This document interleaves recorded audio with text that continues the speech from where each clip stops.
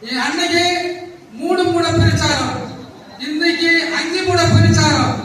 இது தமிழ்நாட்டில் உள்ள அனைத்து எல்லா இடத்துலயுமே நல்லது தெரியும். ஆனா இன்னொரு யார் யாரு எவ்வளவு பிரிப்பாங்கன்றது நல்லா தெரியும்.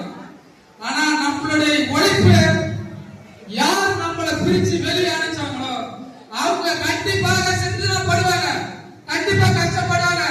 தலைவர் சொன்னாருங்க, அவங்க மண்ணில கோயில் சந்தை தலையை பிச்சுக்குவாங்க.